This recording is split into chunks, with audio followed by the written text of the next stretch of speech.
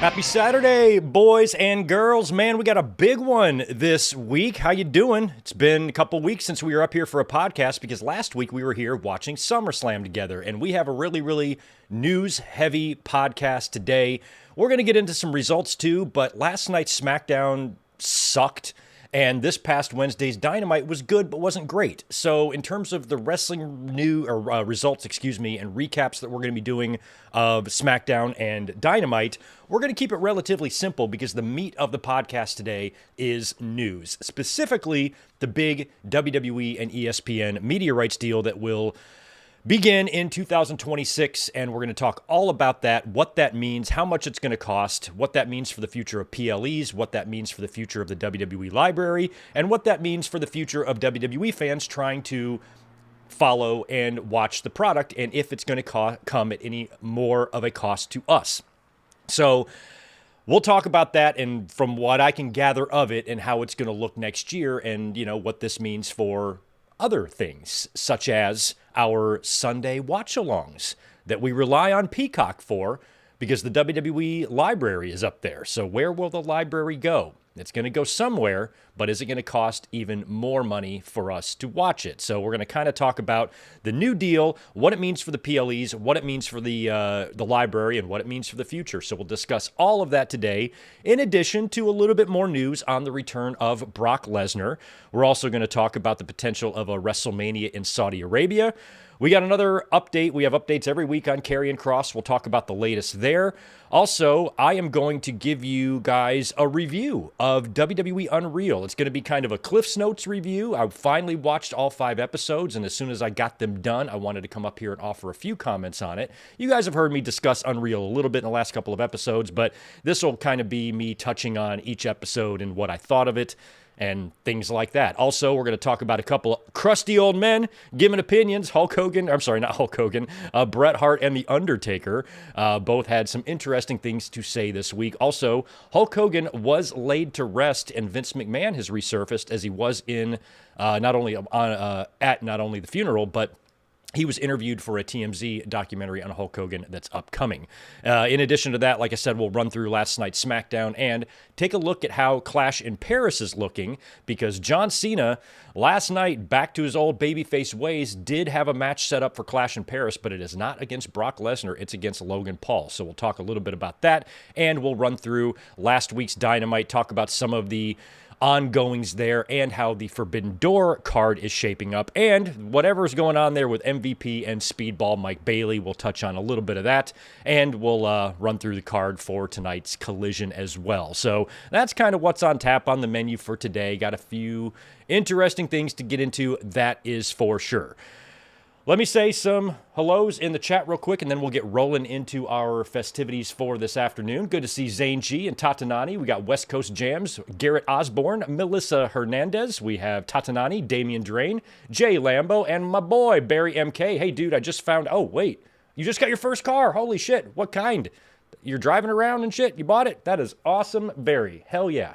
And I just found out I'm going to be in Kauai on July 4th week next year, so... we'll make sure we meet up this time. Denny Downbad, good to see you. Ajax Johnson, Isaac, JJ Legg, William Cullen, David Hosea, 101, Adam Pruitt, good to see you. Max Pokebra is here as well. It's getting more and more expensive to be an American wrestling fan. Yeah, that's true. But we are going to talk about, how that is tied into people who already have cable or TV provider subscriptions. It might not be that bad. I think WWE... They should have led with that, but it might not be quite as bad as we're all thinking. We'll get into that in a minute, Max. Also, David Brown, I think I got you. Ian Dunn is in the house as well. Ben Espinoza. Daniel Mendiola, good to see you, man. Anybody else chiming in, good to see you. Welcome. Thank you for being here this afternoon. You guys know the drill. Please smash Mr. Thumbs Up button. Make sure you subscribe and all that jazz. All the super chats that are sent in, we will answer before the day is over. But I got another big one at work tonight, so I only kind of set aside 2 hours to bust out this podcast. So we need to get into things here, and I do want to let you guys know what's on tap for the week. Tomorrow, we are going to be back for another classic watch-along, and we had discussed doing SummerSlams even after this year's SummerSlam. But we have done every single SummerSlam on this channel from 1988 all the way to 2006, all the way to Hulk Hogan's last match in the WWE against Randy Orton. The only two we're missing are 1996 and 1997. We did 1995 a couple of weeks ago. 96 and 97 both suck. I'm not a fan of either show. I know 97 is like where Brett won the title, but that is a long and drawn out and quite frankly kind of boring match between him and The Undertaker. It went 30 minutes in that main event. Had the great finish with Shawn and everything and the referee, but that was kind of a boring match. There was only 6 or 7 matches on the card. Austin ate the pile driver on that show. Nothing else really spectacular happened, and those two SummerSlams suck. So we're not going to do a SummerSlam. We're going to jump over to the other side, go down to Atlanta. Actually, to be more specific, Sturgis, as we're going to watch Hulk Hogan sell for Jay Leno. Tomorrow night, we're going to watch WCW NWO Road Wild 1998, and this, of course, is the famous match involving Hulk Hogan and Jay Leno. And this image right there that you're looking at, I think set the business back or about 100 years, or it just killed it outright. But we are going to be watching Road Wild 1998 tomorrow. I think we've watched 1997 a couple of years, last year maybe. So tomorrow it's going to be 1998. Put on your bitchin' leathers and anything else. Make sure your tats are showing, bandanas, beer, motorbike stuff, whatever. You can dress up for the occasion if you like, but tomorrow we will be here watching WCW Road Wild. And the plan right now on Monday is to be up here for a review as well, because we have, I believe, one title match set for Monday for the women's title. So keep all that in mind for tomorrow and for Monday. Should be a busy next couple of days here on the channel. But I think we need to jump into our wrestling news here, and we need to open up with this big news involving WWE and ESPN. So it was announced on Wednesday, a pretty big media rights deal between the two parties. The following is from ESPN. Here's their official announcement on this. WrestleMania will be part of ESPN's new direct-to-consumer streaming service starting in 2026, thanks to an agreement between WWE and ESPN. The deal, announced Wednesday, includes 2 night events such as WrestleMania and SummerSlam, plus other WWE premium live events, including the Royal Rumble, Survivor Series, and Money in the Bank. WWE will produce the events for ESPN platforms, which will serve as their exclusive U.S. domestic home. ESPN will launch its streaming service on August 21st with a $29.99 per month price point, and will keep their linear network's name, ESPN. The direct-to-consumer service will allow users to get all 7 of ESPN's domestic linear networks in addition to ESPN on ABC and several other streaming options. So that basically is the official announcement on the deal. ESPN is going to be launching, I don't even think they have a name for this, but it's going to be a direct-to-consumer platform that's going to be a subscription service for $29.99 a month that gives you access to all 7 of their networks and anything that those networks play on the cable channels or whatever, plus, you know, some of the NFL stuff and everything that they basically do on their networks. It's just a direct-to-consumer platform. So that we understand. WWE is going to be a part of this. And they're going to be streaming all of their pay-per-views over on this ESPN DTC platform.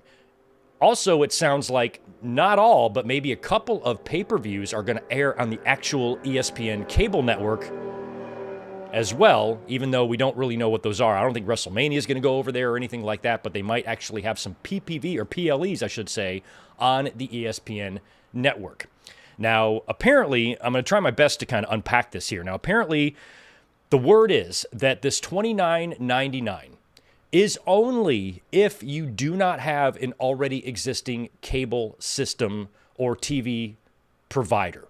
Like if you have cable or you have satellite or you have something like that, you're not going to be expected to pay the $29.99 because they don't want people dropping cable.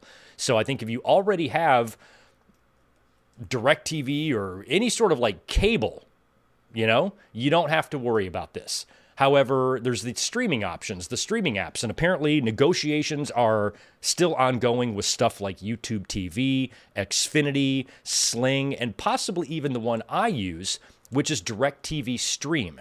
And this was kind of confusing for me because when I saw that it said if you already have cable, you don't have to subscribe to this, but what really counts as cable these days? I have all the cable stations. I can watch TBS and ESPN and MTV, but I do that through a streaming app. I don't have direct TV. Like, I don't have a satellite dish on my fucking roof. I have a direct TV streaming app on my Roku that I use for that. So I don't think that counts. I don't think I'm going to be able to have ESPN. As a matter of fact, I went to ESPN, tried to log in, and I can't do it. So it sounds like people like me, or at least right now, people who have maybe YouTube TV or Sling, we're going to have to pay the $29.99.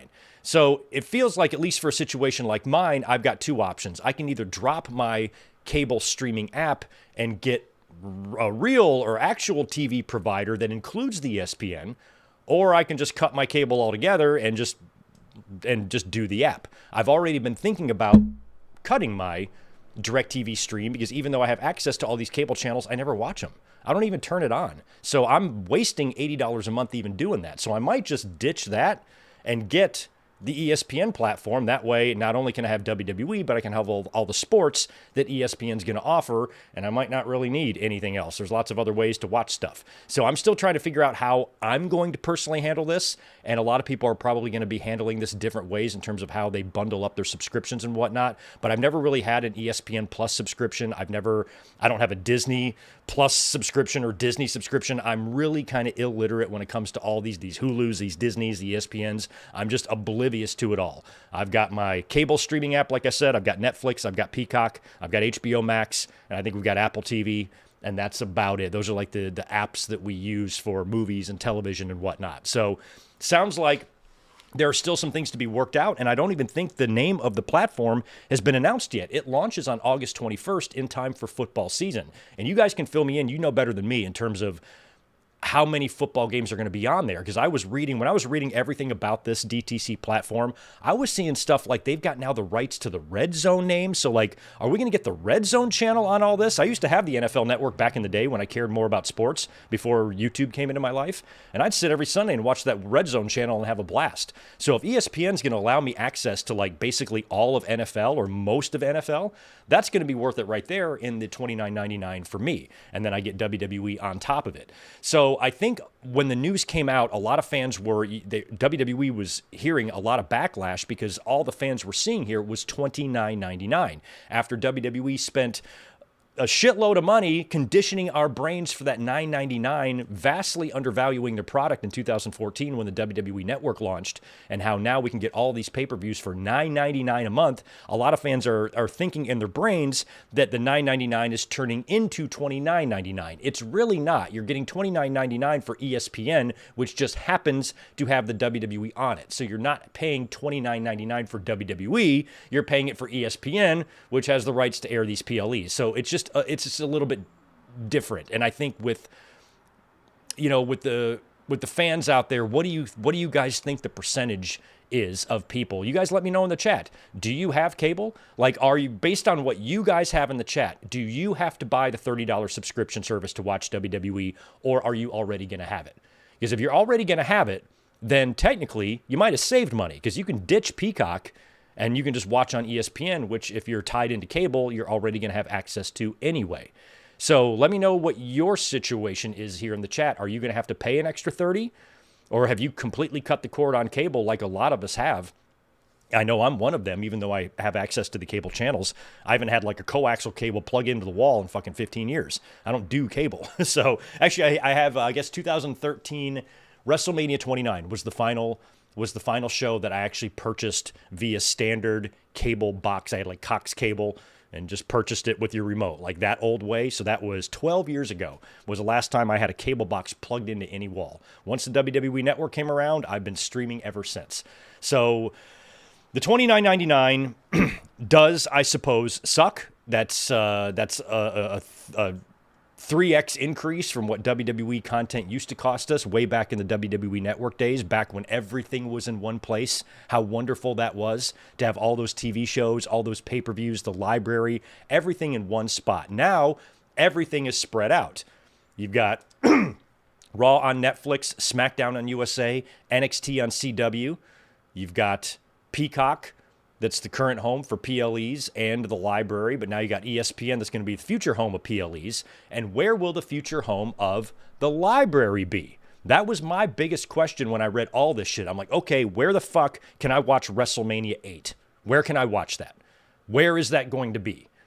because the Peacock deal is up next year. So they apparently also had the right to the Peacock's existing WWE contract had a clause granting them the right or the chance to match ESPN's offer, but they declined. And that was just for the PLEs anyway. So basically the belief is, I've heard this in the Wrestling Observer, I've heard this in other places too, that the belief is that they will market the library separate through a secondary deal. And for those of us who might be worried that the WWE library might go away completely or be inaccessible, I don't think so.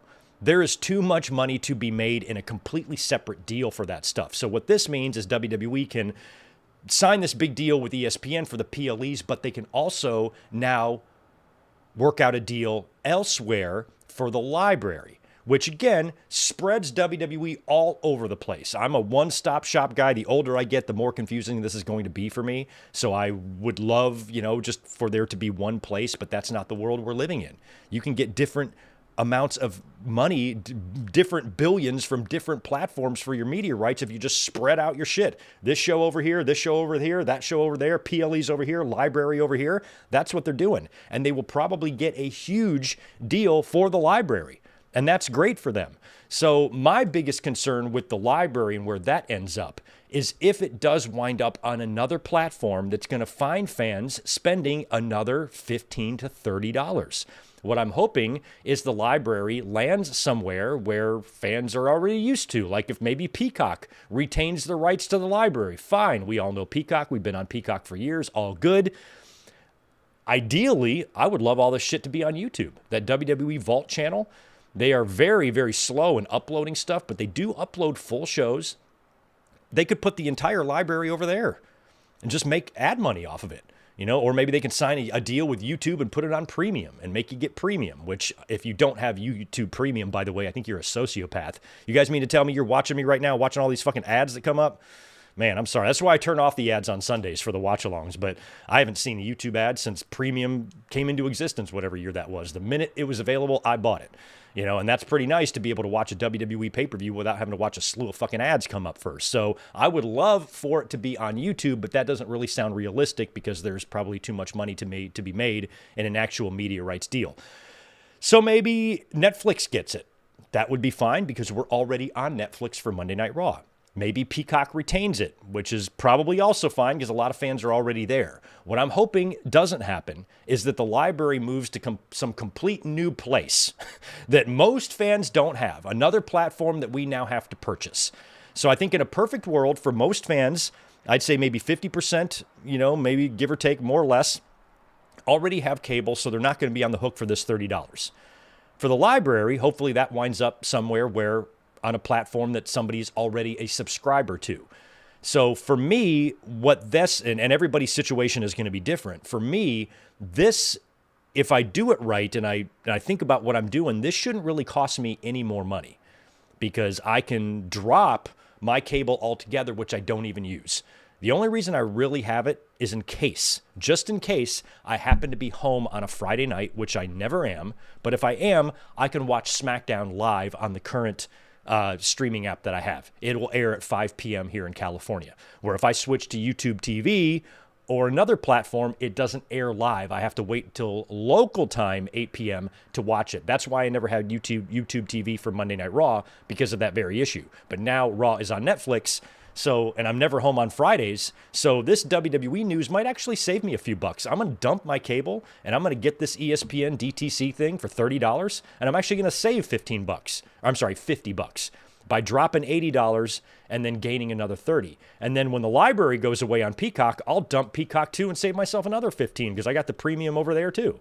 And then I'll just go over to wherever the library is. So ultimately, for my specific situation, I will be able to manage this in such a way to where, because I can drop something or whatever, I'm not going to be paying any more, at least in my specific situation. There might be other situations where you are paying more. There's no way you can get around this without paying an extra $30 a month.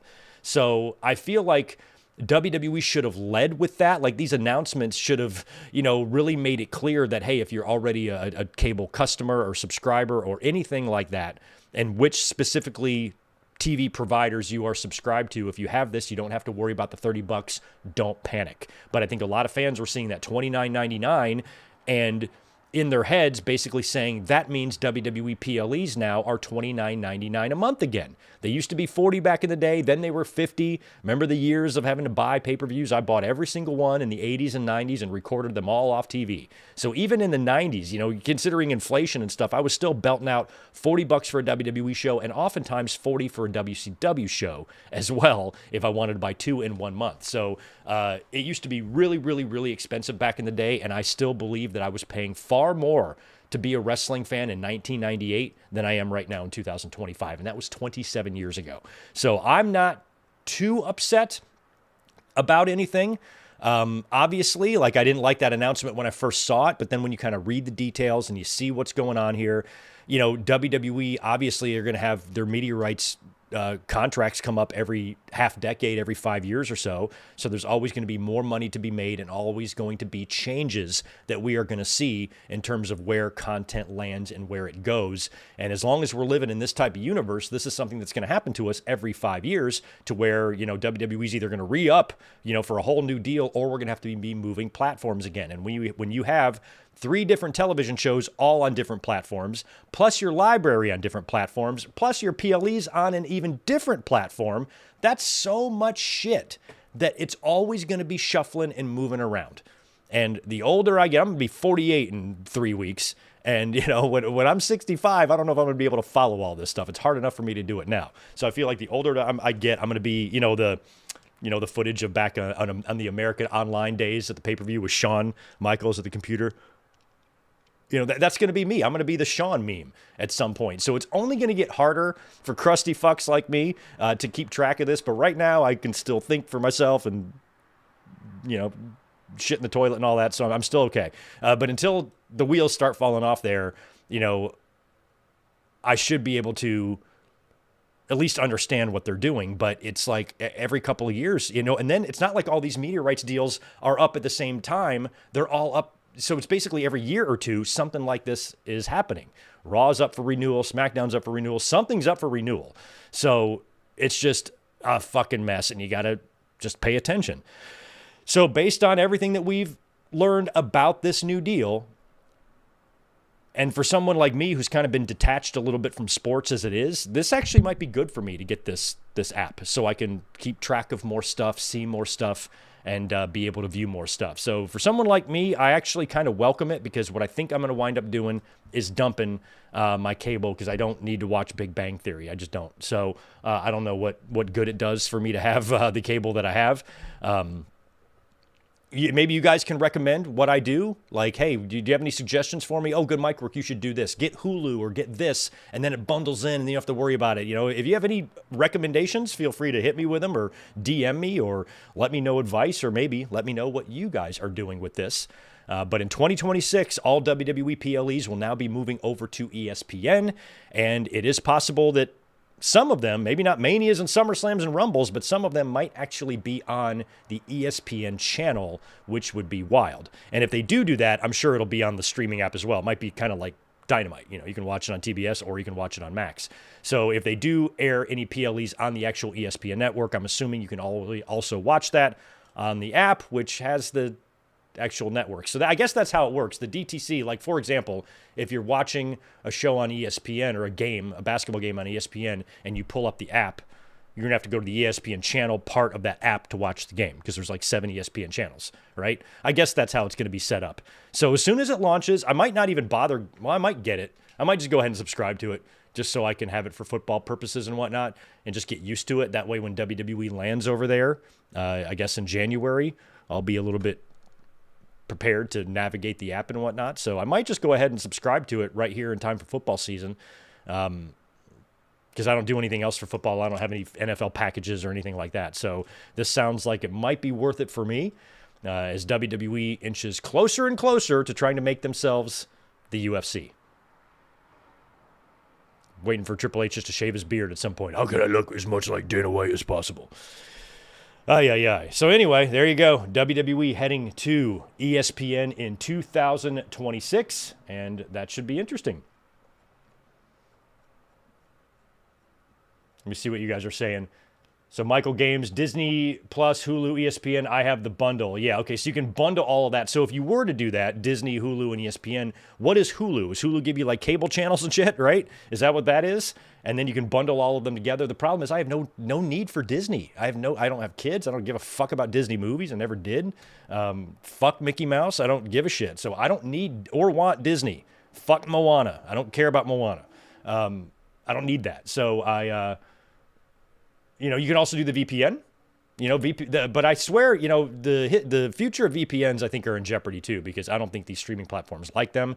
So you could also do VPN and use that for Netflix. If I wanted to cut my streaming app, I could get a VPN and watch SmackDown on Netflix or watch an illegal stream somewhere. So SmackDown would be worked out. I could cover that. That's no problem. But in terms of, the rest of it, I think it's doable. I don't think I want to use the VPN option. I just don't think I need to for that.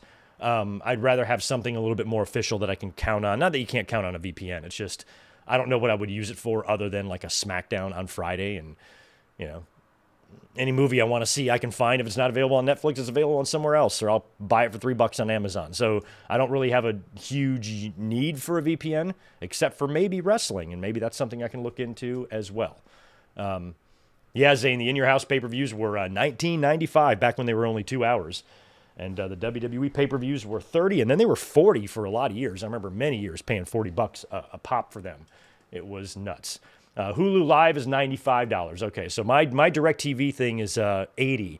And when I first got, when I changed my phone plan maybe 5-6 years ago, I got the DirecTV bundled in with my phone plan. I got it for $10 a month for like 2 years. And then it gradually increased. Now I'm paying full price for it, which is about $80. So maybe I'll be looking to drop it. I'm going to try to organize my streaming and wrestling consumption world, and I'm looking real forward to it. Incidentally, just gave my 60-day notice, less than 60-day notice, on this house. So this big 5-bedroom fucking mansion that we've been living in, we're going to be out of here on October 1st, and you guys have until then to enjoy this YouTube background. The next place is going to be much, much smaller because we don't have the need for 5 bedrooms anymore. So we're going to downsize a bit. And my YouTube setup in the next place is going to be really simplified, but nice. I've already got an idea how it's going to look. I've got kind of an L-shaped thing going on with my desk. I'm probably going to do a more straightforward thing with a little background right behind me, probably build some shelves, put some belts up and whatnot, LED lights, make it all look nice and nice, but it's going to be much more, I'm going to be in a much smaller space, which is fine because this room is way too big for YouTube. I got too much shit everywhere. So that change is coming here to the channel, along with maybe some changes to this podcast. We might start doing these on Saturday nights. So I'm working on some fall changes for our fall schedule. So stay tuned. I know we're way overdue for a new intro and stuff like that. So all that's kind of in the works right now for the Good Mike Work Commentaries fall season right here on YouTube. Anyway, stay tuned for that. Let's talk a little bit about the return of Brock Lesnar. We talked a lot about that this past week. When he returned at SummerSlam, we talked a lot about it on Monday night, so no need to rehash that or what our opinions are or anything like that. But some of WWE's top personalities have finally commented on this, and we did discuss over the weekend WWE, the pussies that they are, bringing back Brock Lesnar and then abruptly deciding to stop having pressers after PLEs so they don't have to be forced to answer any sort of difficult question, because we all know how good they are at that. But at some point, they're going to have to address Brock Lesnar because Triple H or Nick Khan or someone's going to be doing an interview somewhere. And then lo and behold, WWE signs that new deal with ESPN, which means these people have to do the media round. So we had Triple H on ESPN discussing the new media deal, and he was asked about Brock Lesnar, and he said, and I quote, we're thrilled to have the Beast back. We hit him up and said, it's time to come home, and he was into it, and here we are. A massive, massive moment for our WWE fans, something they thought they wouldn't get to see. And why is that, Triple H? Why did we not think we were going to see that? He doesn't mention that, does he? And making a statement, as you're watching right now with John Cena, huge, and we're all thrilled to have him back. And Triple H even kind of said some things that implied that maybe it was Cena that wanted Brock Lesnar back. But word is that, WWE Legal did clear Brock Lesnar and say it was okay to bring him back. And a lot of The belief is that is because a settlement is expected to be reached in the Janelle Grant case. I've always believed that from the start, even though Janelle Grant's team said we don't want to settle. I think when it comes to someone like Vince McMahon and the amount of money he has, everybody has a price, and I'm sure she has hers. I have mine. Like you throw enough money at somebody to shut them up, they're going to shut up.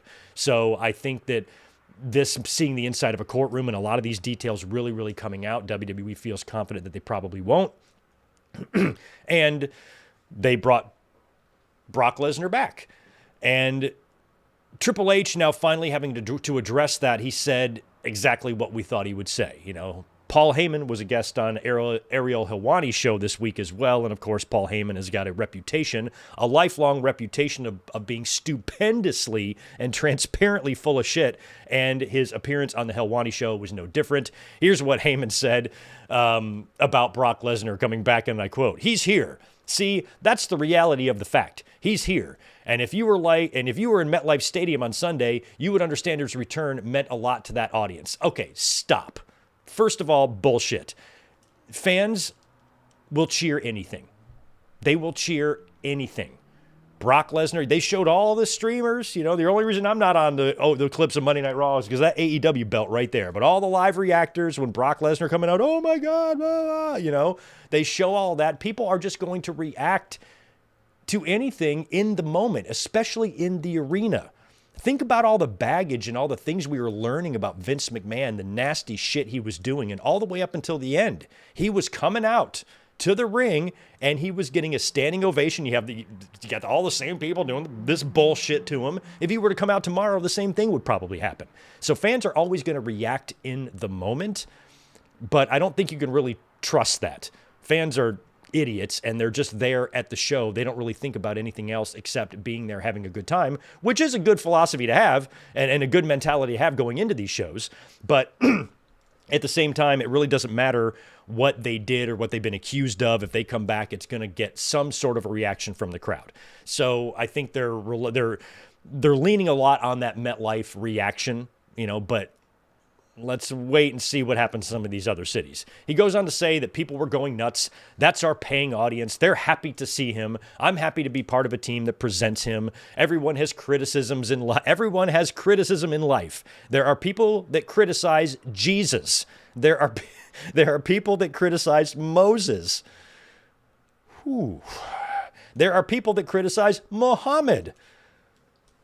What's that Vince meme where he's falling over the chair with Stacy Keibler? My God. There are people that criticize God. There is no president that has ever existed without a 100% approval rating. I don't know. Have you taken a look at that electoral map between Ronald Reagan and Walter Mondale from 1980? Or was it the re-election? Mondale won one state. So that was pretty close to 100% approval rating.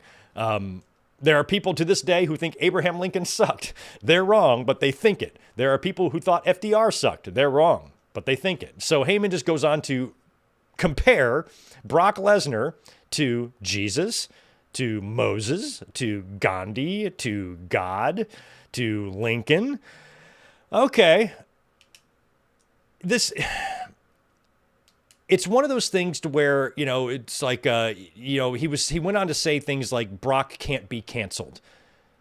And it's not a matter of just like cancel. It's like the anti-cancel culture people don't give a shit what you do. They're so enraged that people get canceled that they don't want anybody canceled no matter what. And that's why it's so like fucking out of balance. And with Brock Lesnar, he's not a defendant in the lawsuit. He was named 44 times. He was named 44, that's 40 plus 4 more times in a sex trafficking lawsuit that is still ongoing that names the company he works for as a defendant. So they have decided that all is fine there. But my issue is, why does WWE and why do the fans, I've talked about this on Monday, why do they not get why some fans might be uncomfortable with this? Why don't they get it? Why didn't Heyman say, I understand that there's some feelings out there. My hope is that Brock coming back and him showing that, he's showing the audience what kind of man he is will help change some of that perception. But anything, any sort of comment like that would be kind of like a half admission of wrongdoing, and they can't do that either. And that's one of the things I brought up, this past week, where all the fans are like, proof? Do you have any proof? What's your sources? I'm like, the lawsuit is the fucking source. The screenshots of the text messages are the proof, or at least the evidence, But if you guys were wrongfully accused, if you were implemented 44 times in a sex trafficking lawsuit that you had nothing to do with, you never met this woman, never knew her, don't know anything about this, and all of a sudden you're named 44 times, aren't you going to go absolutely ballistic? Aren't you going to go out and go on a aggressive media tour to try to proclaim your innocence? Aren't you going to vigorously and viciously deny these allegations any chance you get? Aren't you going to be furious that somebody is trying to ruin your family life with your wife and your children? Doesn't any of this make you mad? What have we heard from Brock Lesnar? Dick. Crickets. Hadn't heard jack shit. He hadn't gone on any podcast, any interview saying, I've never even met this fucking bitch, and she's trying to ruin my life. What the hell is going on here? He hasn't said anything. And now everybody's like, oh, fans just need to get over it and whatnot. Why is it so hard for Triple H or Nick Khan or Paul Heyman or anybody in that fucking company who's not a complete asshole just to say, I know there are some things out there. I know some fans are uncomfortable with it. Our hope is that we can rectify that or change the fans' minds or repair the reputation or, whatever. Start fresh, clean slate, whatever sort of language you want to use, but they can't even do as much as that. They can't even for a minute say, hey, we understand why some fans might be mad. Instead, they are on the defensive. Nope, it's just woke, libtard, cancel culture bullshit. No, it's not. He was named 44 fucking times in an ongoing sex trafficking lawsuit that has WWE named as a defendant alongside the disgustingly gross Vince McMahon. That is why fans are uncomfortable with this. So bringing him back, hey, we all knew it was a possibility, but to go out there and be so defensive and act like any fans who have a problem with this were the ones that are fucked up? No, sir. No, you fat fucking walrus, we are not. You are. And you should be smarter than this and better than this. But I know Brock and Heyman are friends. Heyman's a company guy. They're all going to say that type of shit. But when you present it like that and act like anybody who has a problem with Brock being back is, they just cancel culture people, fuck you. That is absolutely not true at all. And that's kind of the culture that this company is turning into MAGA. Now, we're not done because Nick Khan, it was reported this week too, that Nick Khan's general attitude is that unless there's a criminal conviction, it's not really an issue. So his, maybe his bar or his line is saying, hey, he wasn't convicted of anything. If there's a conviction, that's a whole different story. Brock domestically abuses a woman or rapes someone or does anything horrible, and there's a conviction, absolutely they're going to take action. Oh, yeah, bravo, WWE. Yeah, let's not employ any rapists if we can help it. But if that's the rule, if Nick Khan's general rule is that everything's fine if there's not a criminal conviction, where the fuck is Odyssey Jones? Why was he let go? Huh? Why? Why was he? Does anybody remember why Odyssey Jones was let go? Look it up. Why is he gone and Brock is back? Obviously, they're two complete different level of stars. But if Nick Khan has got this general rule that if there's not a conviction, it's not a problem, then shouldn't that guy be in a company right now? Because apparently he might have been wrongfully accused. He's countersuing the woman for the allegations that got him fired. And I don't know the full story there, but all I do know is that there was no convictions. There's no convictions in the Velveteen Dream stuff either. There's no convictions in a lot of nasty shit that people got fired for. So that as well is bullshit. That is an excuse just to say, oh, well, there's no conviction. I'm like, okay, well, we can bring up the other 150 fucking names of people that you've let go for less.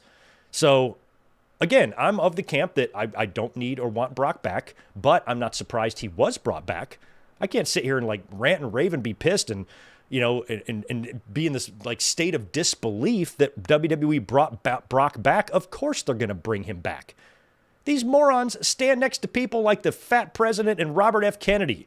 They're standing next to them. You think they give a shit about anything that's evil? No, they don't. They don't give a shit at all.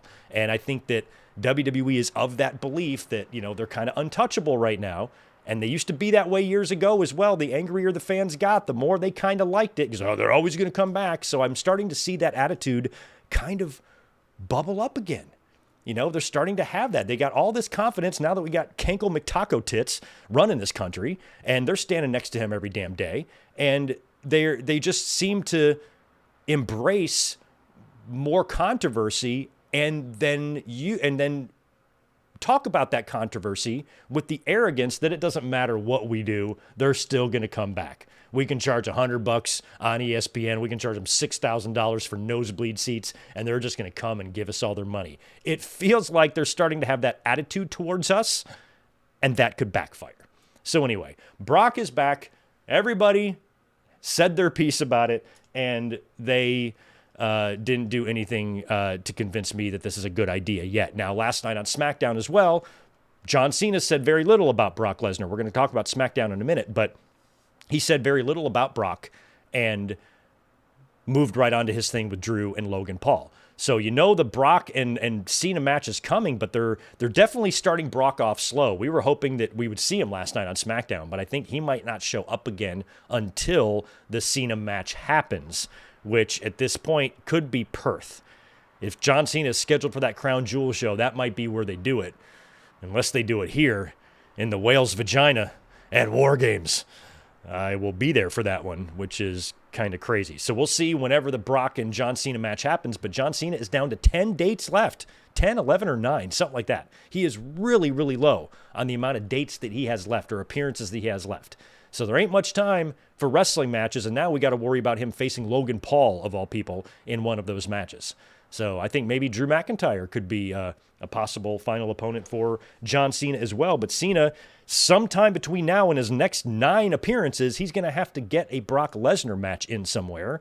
And we kind of have a limited amount of places where that can really happen. It's not going to be Paris. I think it's got to be Australia. That's my belief. That's my belief. Speaking of shows in other places other than America, how about this potential report of a WrestleMania in Saudi Arabia? Now, we've all had that in the back of our minds ever since they signed that deal with them in 2018, and are probably going to go on to do more business with Saudi in the future. The possibility of a WrestleMania happening there. I was originally thinking that would never happen, but next year we get the Royal Rumble in Saudi Arabia. And apparently Saudi's General Entertainment Authority chairman, Turki Al-Sheikh, hinted on Twitter at a major event taking place there in 2027, and many people were starting to connect the dots that could mean WrestleMania, and he even responded with a couple of emojis when a fan asked about WrestleMania. So those in Saudi Arabia reportedly believe that Mania will take place there in 2027, and they're pushing for The Rock to headline the show. So Saudi Arabia pushes and wants a lot of stuff. You know, they wanted Yokozuna, who's been dead for 25 years. So WWE just went and rented a sumo wrestler to bring out there to appease the stupid-ass people in charge there because they close enough, you know. So I think that the things that they want, WWE, at least at first, started kind of, you know, like placating him a bit, or, you know, just kind of humoring them. The first couple of Saudi Arabia shows were completely useless. I remember that Triple H and John Cena match they had at like one of those early ones, might have been the first one. It was just like a walkthrough exhibition. And I was like, they don't have to work hard. This is going to be a house show with WrestleMania lights and a WrestleMania crowd. They're just going over there to give these fans a house show. And they picked up on that pretty quick. After a couple of years, they're like, no, we need some more shit. They tried to book that stupid Brothers of Destruction and Triple H and Shawn match and all these little other attraction matches, Undertaker and Goldberg, but none of these matches meant anything until they started doing actual PLEs over there, and now we've got a Rumble coming over there, and now we're going to get a WrestleMania, possibly. Now, if that happens, Meltzer noted that it could be one of those situations, you know how they did the Super Royal Rumble or whatever, the Greatest Royal Rumble? It could be like a Super WrestleMania type of deal where they do 2 WrestleManias in 1 year. Maybe it's still a 2-night event, but it's broken up over the course of a week. You know, maybe night 1 is a Saturday in Saudi Arabia. Night 2 is the following Sunday here in New York or something like that. Maybe it's a deal like that, or maybe WWE tries to fool them again and say, okay, we're going to give you a WrestleMania, but then we're also going to do a WrestleMania over here for our fans. It might be a situation like that. I think I would prefer that. I would rather prefer the two WrestleManias one. Just give Saudis something to keep them happy and then have one over here. I don't want a WrestleMania in Saudi Arabia. I just don't. I don't want to watch WrestleMania at 10 o'clock in the morning. I just don't. But we probably are going to have to do that at some point. And if, it's a situation where Saudi is like, hey, I mean, I don't know the situation here, but that deal that they signed back in 2018, that's going to be coming up in a couple of years. Maybe they say, hey, if you want this agreement to continue and you want to make another $5 trillion from us in another deal, you got to give us a WrestleMania. WWE might have to do that as a negotiating tool to re-up with them for the next go-round of these things. I don't know. But Saudi Arabia getting a WrestleMania seems to be becoming more and more of a possibility with each and every passing day. Latest on Karrion Kross, the Observer claims that he's been offered a new deal. Him and Scarlett's contract expired over the weekend, and they weren't on Raw on Monday, so if they are going to bring him back, I think they're probably doing something similar with the internet again, letting them think that he's gone, and then they're gonna bring him back. And we don't know for sure if he's been offered a new deal or not, but based on how they kind of treated him on the way out. Granted, he lost to Sami Zayn a bunch of times, and those matches sucked. He was still given a SummerSlam match. They plugged his book on the pre-show. And then Heyman, when he was on Ariel Helwani acting like a dumbass, he was comparing. We talked about all these comparisons earlier with Brock and God and Muhammad and all that shit. He compares the rise of Karrion Kross to the rise of Stone Cold Steve Austin. Hey, I like Kross. I hope he sticks around. I hope this report is true. But there is absolutely no similarities between these two whatsoever.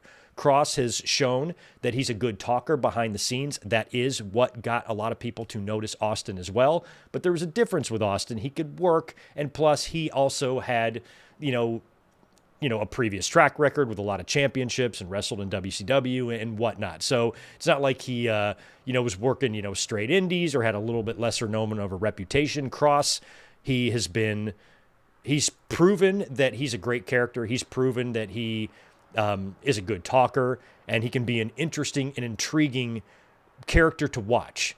But he still lacks a lot in the ring, even though I'm not on the bandwagon that he sucks or anything like that. But his matches, I think of Jey Uso kind of in the same way. I'm like, they're not for me. But that doesn't mean that you still can't get over, because after the pile driver, Austin was punching and kicking, for the next 4 years. That's all he did.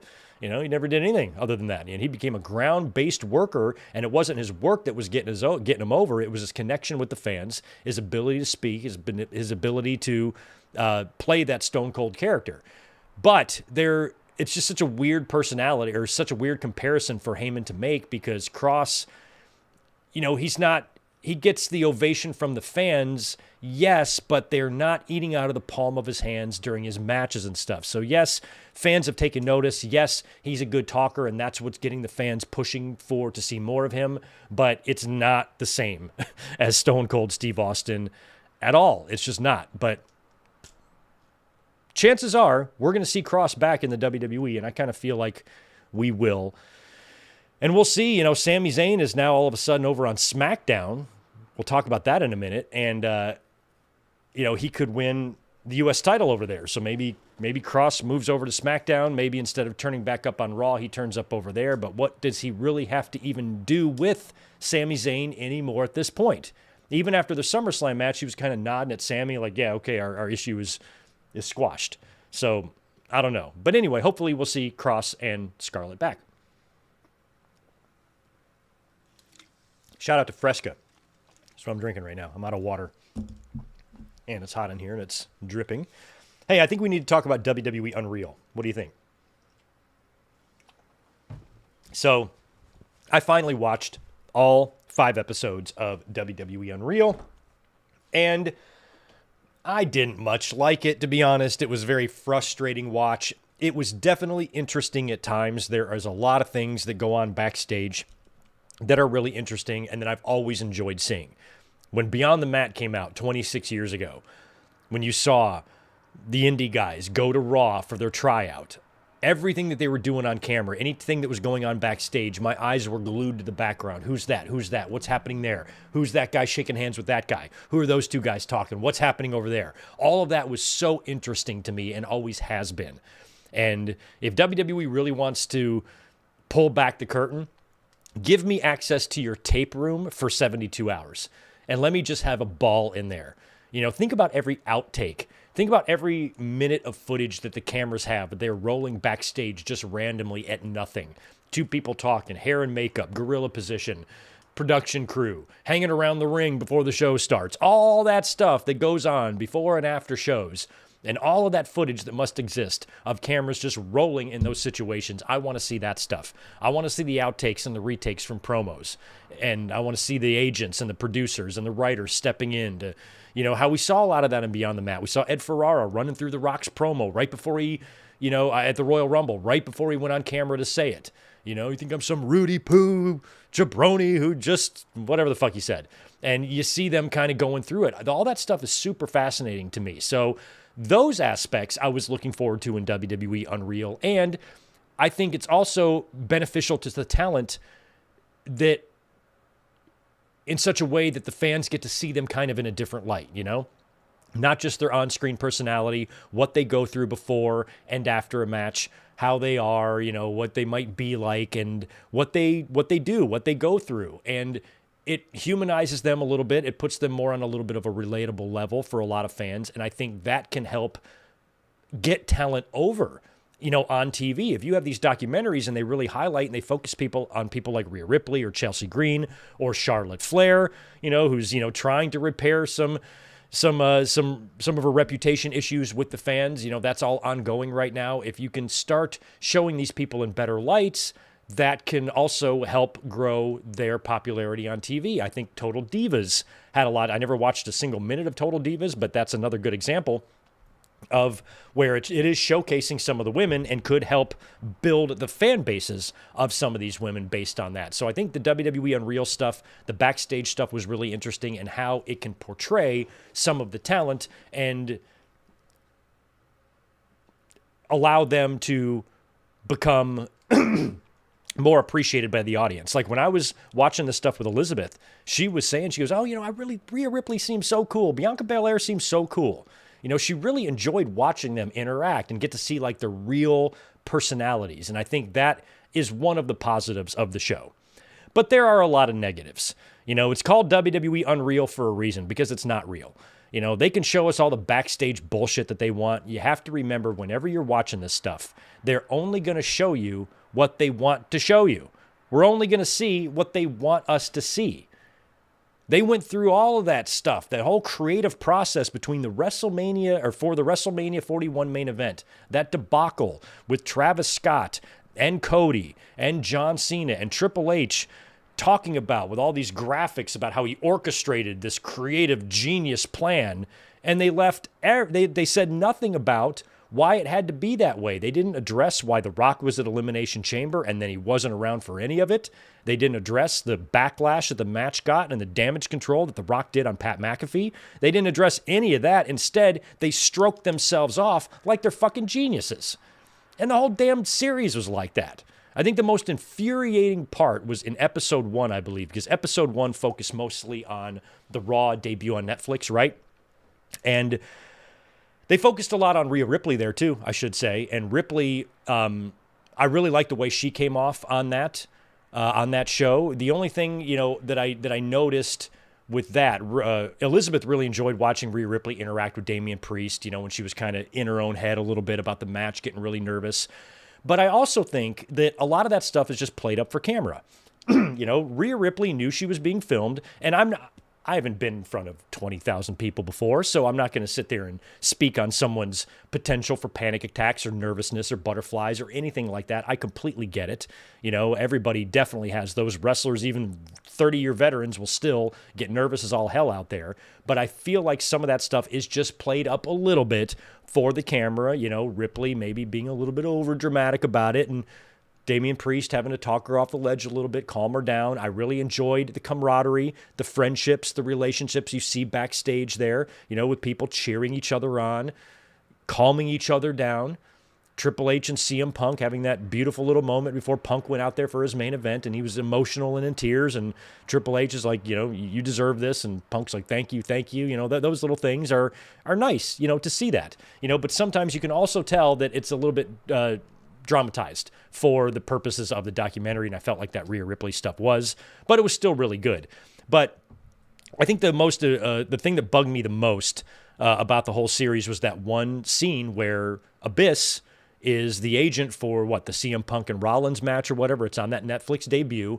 They're running a little bit long, and Bruce Pritchard, is standing there over Abyss, staring at him while Abyss is groveling at his feet. I'm sorry, sir. We're doing the best we can, sir. Okay, they're going to cut something, sir. Just want to make you happy, sir. And it's this whole stressful situation, watching the match unfold, and then the match happens. They get to the finish. They go off air on time. The match is over, and Bruce is just being an exquisite asshole, the biggest asshole he can possibly be. And again, I think this is all played up for the camera. I would hope he's not this much of a dickbag in person, because somebody would have knocked him the fuck out by now. But the way, Abyss, I just want you happy, sir. I understand that he's technically your boss and you're working underneath him and stuff, but is this what goes on? I could never talk to my boss that way. Oh, yes, sir. Yes, sir. Anything you want, sir. Yes, sir. I just want to make you happy, sir. No, have some fucking respect for yourself. I did my best I could, Bruce. These guys like working with me. We ran a little bit long. Shit happens. I'll do better next time. Get off my dick. But instead, I just want to make you happy, sir. Just want to make you happy, sir. And it was just like, God. And it was like Bruce was kind of getting off on that power and that fear that he was, that he was instilling in poor Abyss there, just for a situation that I would assume happens pretty frequently, because you're doing live TV all over the place, and I'm sure there are more times than not that you are running short or running long on time. So I found that whole thing really kind of off-putting and stupid, and another reminder why I wouldn't last a day working backstage in WWE, because the minute someone like Bruce came up to me and said something to me or acted that way or stared at me or tried to intimidate me in any way, it would be the last day I'd be working there, because I'd kick him right in his penis and walk out the door. The second episode was focused a lot on Jey Uso's push, and of course, how he came to win the Royal Rumble, and they showed the footage from the writer's room where everybody's kind of talking about who's going to win, and a lot of people were for Punk. I think Triple H was for Punk, and Road Dogg was for Punk, and somebody else was for Punk, and I forgot if it was Ed Koskey or if it was Michael Hayes, but one of them spoke up about Jey Uso. And the next thing you know, they're showing footage of Triple H approaching Jey in the arena before the show. Hey, we're going to strap a rocket to you. We're going to launch you, and blah, blah, blah. Basically hinting that, hey, we're probably going to have you win the Rumble here, provided that you can continue to work hard and show us that you can deliver in the ring. And they did acknowledge a lot of his physicality issues that we were talking about as fans. He was getting a lot of criticisms on social media for his ring work that appeared somewhat slow, somewhat sloppy, those very, very weak and almost slow motion looking spears that he was delivering to guys. They showed the footage of him diving over the top rope and his feet getting hung up. Remember that? And so the fact that they talked about that and they acknowledged those issues and even brought it up to him, saying, hey, you gotta show us, because just because we have this plan in place, doesn't mean we have to execute it. If we see weaknesses or flaws in your game, we can still pivot and go in another direction. So they basically ultimatum Jey, hey, tighten up your shit in the ring, or you might not be getting this WrestleMania victory. So they show him winning the Royal Rumble and all that. And then they start talking about WrestleMania. And on that whiteboard that's behind Triple H, you see the original lineup for WrestleMania.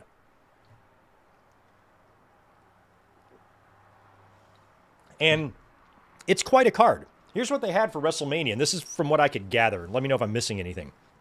They had Cody Rhodes versus John Cena, so we knew we were getting that. They had CM Punk versus Gunther, which is a match we were thinking was going to happen too around January.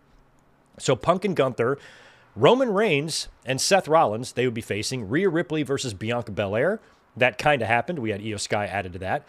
Bad Bunny versus Dominic Mysterio. Jade Cargill versus Nia Jax.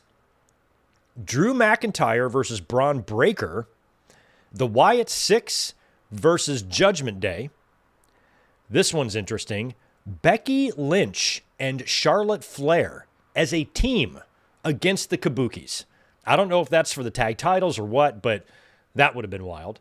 Kevin Owens versus Randy Orton. We were supposed to get that until Kevin Owens got hurt. And then we had I guess Stone Cold Steve Austin was going to be the guest referee for Drew McIntyre and Braun Breaker. I can see why Austin maybe didn't do WrestleMania this year. Like, why would he be the ref? How would they have gotten to that? For Austin, who, he's had a match a couple years ago, now he's going to come back and be a ref for this one. I don't know, unless they're trying to set up an Austin McIntyre match somewhere. I don't even know what the point of that would be. Also, they had Rey Mysterio versus Chad Gable, and they had ladder matches for the Intercontinental and the U.S. titles. So that would have been a completely different looking WrestleMania, but it is funny how so much stuff changed, and some of the people listed in big matches weren't even on the show, which really sucks. We did wind up getting Gunther and Punk just last weekend, and it was a tremendous match. It was really good. I enjoyed it. So that was kind of interesting. The third episode featured a lot of the women. The Chelsea stuff was fun. I really liked Chelsea a lot, but for some reason, I don't know, maybe this is a weird sounding opinion, I found her not as enjoyable in this. I know it was probably a way to highlight her to, like I talked about earlier, as a way to, help and gain the popularity of these people by presenting them in kind of a different light, show fans different sides of them. But Chelsea's was just a little bit weird at times. And there was just something about the way she was talking or what she was saying that just wasn't as entertaining as the character that I see on TV. I felt like she was really, a lot of people were really playing it up for the cameras, I liked it when they went inside of her house. No Matt Cardona, no mention of Matt Cardona. As far as we're concerned, she's single. They didn't even mention, well, I guess she mentioned her husband. She said husband, but she didn't say who her husband was. But when you walk in the door of her house, you see like a couple action figures off to the side. So it's that little glimpse of Matt Cardona in that home that is probably just covered with toys. I feel like Chelsea Green and Elizabeth have a lot in common because Elizabeth has to live with somebody with a whole room that looks like this shit.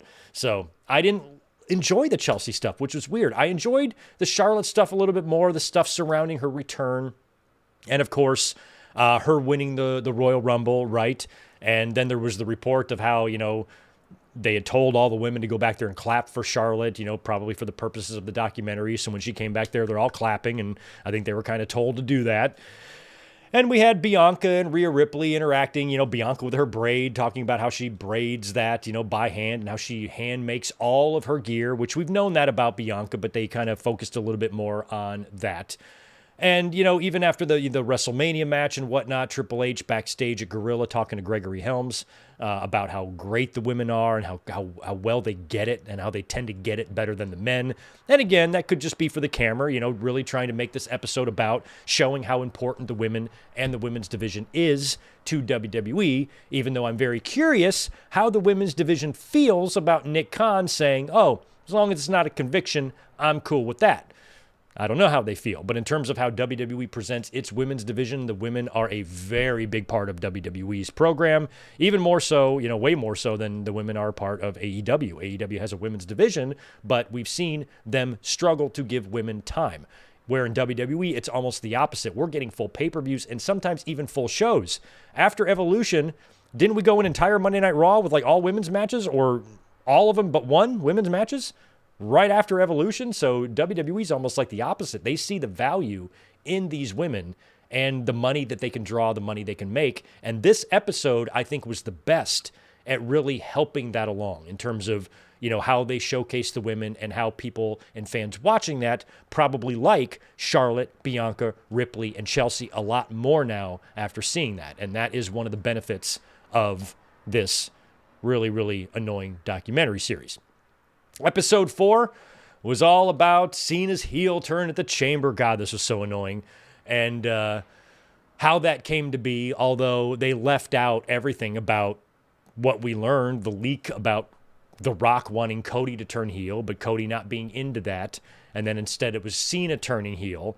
And you had Brian Gewirtz, on TV talking about how he had this crazy idea of Kevin Owens coming out and winning the title at the Elimination Chamber in an impromptu match after he had just been in that war with Sammy or whatever. And that would have changed the title right before WrestleMania. So he talked a little bit about that, but they didn't really address everything that we had heard about Cody and the heel turn and all of that. And then they have the stupid ass, I don't know, timeline graphic of Triple H talking about how he's got to communicate with Nick Khan and Travis Scott and The Rock and Cody and John Cena. My first call is to Nick Khan. Then my second call is... His second call might have been to Travis Scott. All I know is I think he called Travis Scott before he called Cody or Cena, which is fucking insane. And then he calls The Rock, and he's acting like... And the way this is presented to us is as if they are just the biggest creative geniuses, the greatest creative minds that humanity has ever produced is right here in the head of Triple H, when this was the dumbest fucking idea. It was the heel turn. I shouldn't say was dumb. The heel turn was phenomenal. It was executed to perfection, and everything was great. But they didn't talk about how they got there, how they arrived there. They talked about how they want you to think they arrived there. Triple H, well, then I had this great idea. Call this person, that person. No, that's not what happened, you fucking asshole. It's not what happened at all. And you know that. So it was a completely different way of coming together, but they present it as if they are geniuses. But the heel turn itself was really, really well done. And then the follow-up is what shit the bed. And that's what episode 5 was about. It was about WrestleMania 41 and the follow-up to all that. Now, they also focused on Tiffany Stratton and Charlotte Flair in that episode. They showed that little promo where Tiffany brought up the divorces and then Charlotte brought up Kaiser. And I've still got my doubts about whether or not that was really off script. That might have been done for the purposes of filming this documentary, especially when they show backstage with Bruce kind of throwing his hands up in the air and Triple H saying something like, was that scripted? And they're like, no, like Tiffany needs to apologize to her. You know, and so they're making it sound like there was a conflict. I think they might have had all that planned, but at the same time, you know, with Charlotte, you know, getting rattled in that promo, you know, and then she's making that squeaky voice on Tiffany, it definitely did feel clunky and like people were a little bit thrown off there. But I feel like the divorce and the Kaiser line might have actually been scripted off script just for the purposes of the documentary to make a little bit of a dramatic situation there, because they also showed the WrestleMania match. They showed the thing with Tiffany's teeth, which I guess they were fake, so she was fine by the time she got back there. But when they came back to Gorilla after the Mania match, Tiffany and Charlotte were very friendly with each other. Are you okay? You know, that type of stuff. So if they had the issue with the divorce and Kaiser line, man, they got over that quick. So I feel like there was probably never an issue there to begin with. It was probably something that was developed for the Unreal show. That's just my speculation. They also talked about the Night 1 main event, of course, with CM Punk and all the emotion that he had going on. And again, you know, the creative team in WWE, they're very pro-Punk, because when they were back there in the writer's room, or back in the writer's room again, by the way, nice candy setup. Well, you had Sour Patch Kids and all sorts of 5-hour energies and all sorts of great snacks back in the day. You know, back in the 80s, this would have been, you know, backstage at the Omni, you know, and a couple of folding tables, Dusty smoking, all of them smoking cigarettes, you know, going over, you know, the shows. Now, you know, everybody's moved on to less harmful vices like candy and stuff. So what a change. 2025, they're sitting there eating Sour Patch Kids, booking WrestleMania. 40 years ago, it would have been 4 guys in wife beaters smoking cigarettes, jotting down on a yellow legal pad. I love the evolution of the business. So the Night 1 main event was the focus here. And in the writer's room, they're all for Punk. You know, even Triple H is like, you know, I see Punk going over. And then Triple H, Mr. Creative Genius here, says that I see Punk going over, but Heyman's still turning. Heyman turning on Punk, but Punk sees it coming. It doesn't work. And then Punk still winds up winning. And then people were like, well, what the fuck is the point of the turn? And they kind of had a little disagreement there. But then ultimately it turned into Heyman turning and Seth getting the victory. You know, and they mentioned something, Triple H mentioned something about Roman being like dead in the water under one scenario, but they arrived at Rollins being the winner, and they showed how that came together and how it was executed and the reaction at Gorilla. And Punk, before he went out there, that emotional moment with Triple H, that was really nice to see, you know, and then even coming back, you know, Punk was very emotional. He was emotional in the ring, even when it was over. It wasn't about winning for him. He's just kind of like, I did it. I did it. To him, that was a big deal, or at least he's pretending it's a big deal. So coming back through the curtain, it was the same thing. He got a nice ovation. He got a lot of congratulations. Everybody was happy for him. So it is cool. I like to see how that is when you come through the curtain right there and you get to greet everybody and what the reaction is and how all that goes down. It's always really fun to see that footage no matter where it is. And we have seen, in those WWE 24s, that chronicle every WrestleMania annually and stuff. We've seen a lot of this stuff already. So that is cool when we get to see stuff like that. And then in the night 2 main event, they followed up on the heel turn Elimination Chamber, and they showed all the footage from Gorilla as they cue Travis Scott's music to come out there in the middle of the match. And they really edited it down because it took them 2.5 weeks just to get down there. And the reaction to the finish backstage was one of joy. They all thought it was great. It sucked. It fucking sucked. It's one of the worst WrestleMania main events ever. Of course, John Cena comes to the back. Everybody's congratulating themselves, patting themselves on the back, not realizing how fucking horrible that was, how it made no sense at all for Travis Scott to even be out there. This guy, and I didn't even know about, Elizabeth had to fill me in. You guys, I'm sure, know all about this, but I'm illiterate with stuff like this. I had no idea about, because Elizabeth said, she goes, he's a piece of shit. And I'm like, why is Travis Scott a piece of shit? And I had no idea about this concert thing where people died. It's the first time ever hearing of that. So you guys probably know all about that story, but was it really his fault? And are we blaming him? So anyway, I don't know anything about it, but I didn't realize he had that controversy attached to him. I didn't even know that. So anyway, Travis Scott just being a part of that heel turn and being a part of this WrestleMania main event, I just thought was so pointless. But yet when he comes to the back, they're all just acting like they're fucking geniuses, and they didn't address any of the backlash the match got. After it was over, on social media, podcasts like myself, other YouTube channels, we were not being very kind to that match. They didn't show any footage of that. They didn't show any footage of us bitching. Everything was like, oh, wow, it's such a great, great, great main event. So anyway, WWE Unreal, this is not going to be the end of it. I don't think they've officially announced a season 2, but there's going to be one. And one of the episodes is going to be centered around Seth Rollins working everyone, and they're going to act, you just watch, they're going to act in that episode like they fooled all of us, like none of us had any fucking clue in the world that Rollins was going to do what he did, when really everyone at least had it on their radar. It was on mine. We talked about it over and over. We did the watch along. Is Seth going to come out? Is Seth going to come out? Is Seth going to come out? And then Seth came out. So it's not like we were all fooled. They did a good job of doing their best to throw us off the scent, because I was still of the belief that I was leaning more towards the injury being legit. So I wouldn't count that as them fooling me, but based on how I was analyzing everything, I'm like, I still think the injury's probably legit, but I ain't ruling out that he's faking. And we all said that. And so even though there was a lot of people like me who are like, oh, he's probably hurt, but you can't rule anything out. I really hope that he's not hurt, because that means he's not hurt. So when he showed up, I was happy to be wrong there, because that meant that not only is we're not going to lose Seth Rollins for the year, but the storyline that they put in place, just had its big payoff with him winning the championship, and now he's front and center in this faction to carry us through the rest of the year on Monday Night Raw. And to me, that was all good news. So WWE next year, or whenever, in season 2 of Unreal, are going to act like they worked the dirt sheets, and they worked Meltzer, and they worked Sean, and they worked everybody. They worked good mic work. They were so fooled. They reported the wrong thing, and then the fans believed it. This is what they're going to say, when really it's really simple.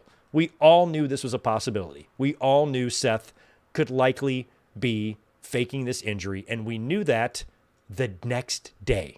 The very next day, less than 24 hours after Rollins went down with that injury, those rumors were circulating. So WWE didn't really fool anyone. It was a good effort, and it was well executed, because Seth dropping those crutches was one hell of a moment, but it's a moment that we all did see as a possibility, and it did not completely come out of the blue and didn't completely shock us. It was just awesome. It was a lot like WrestleMania 31. There was something about that. Remember how great we thought that WrestleMania was, or people still do? I do.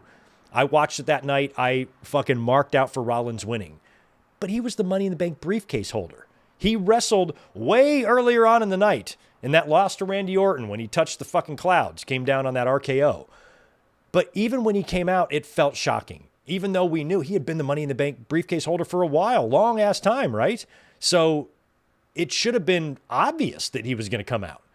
And everybody was so focused on their dislike for Roman Reigns and their pessimism and their WWE is just going to put over Roman Reigns. I think that was enough to distract them from Rollins coming out and cashing in. Oh, fuck, I forgot.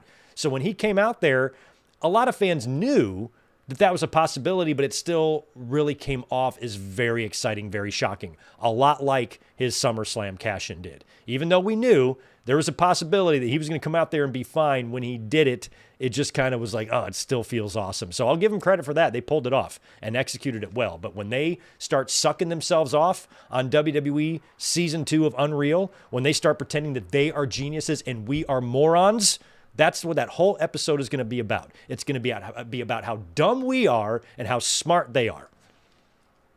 And that's so stupid. But that's what they're going to do. They're going to act like we are fucking idiots. Hulk Hogan was laid to rest this week. He had his funeral. I forgot which day it was on. Maybe it was Wednesday as well, or maybe it was Tuesday. And apparently, after the funeral, up in the clouds, there was a cloud that was kind of shaped like Hogan doing the little pose there. And of course, everybody, oh my God, what a special moment. I thought that was very cool. Don't get me wrong. It doesn't appear to be fake or AI or anything like that. I did think that's kind of a cool coincidence, but I'm sorry, everyone. Hulk Hogan is not in the clouds any more than Jesus is on a tortilla.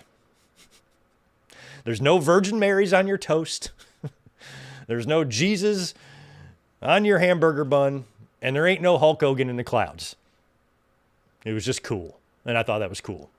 Vince McMahon apparently did attend the funeral and did speak. Also, Vince McMahon was interviewed on camera by TMZ for an upcoming Hulk Hogan documentary. And there is a photo of Vince and what he looks like. And he is not looking good. Whew. That was a scary, scary photo. Look it up and squint when you look at it, because you might get spooked.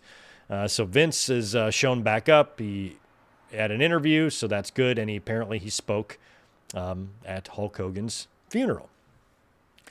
Bret Hart and Undertaker had some things to say. They had some old man grandpa things to say. Let's talk about Bret's, because he's funny. So Bret's at it again. Bret, my all-time favorite wrestler of all time. He was the best to me. But you can be my favorite wrestler all you want. That does not mean I have to automatically agree with everything you say and wear a fucking red hat with your name on it. No, Bret can say some stupid shit. He does it all the time. And for some reason, he's got it in for Gunther now. So Bret Hart was interviewed on the Masked Man show. And he says, and I quote, "The best wrestling has to pretend to be real. That's what I did. I tried to make it as real as I could. We know, Bret. Contrary to the Gunther guy, who seems like who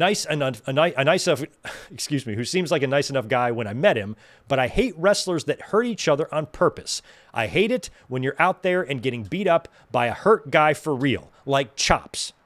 And hurt by a guy for real, like Chops. Whoever won a fight with a chop? What a waste of time. Ric Flair is famous for bringing the chops the way they are now.